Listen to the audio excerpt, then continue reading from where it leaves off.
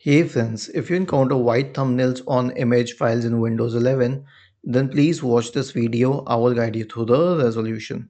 So first of all, open the File Explorer, click on these three dots at the top right corner, and then select Options. Go to View and make sure that this first option, which says Always Show Icons and Never Thumbnails, is unchecked.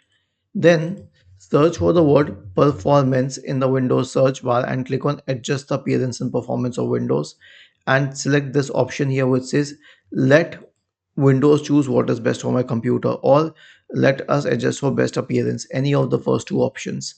Click on apply, then on OK, and then search for disk cleanup in the Windows search bar and open disk cleanup.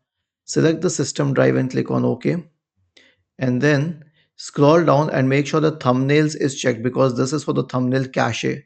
Make sure the thumbnails is checked and then click on OK and then delete files. This will delete the thumbnail cache, and once this is done, restart your computer and the problem will be fixed. Was this helpful? If yes, then please subscribe to the channel.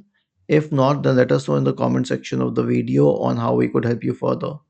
Thank you for watching this video and have a nice day.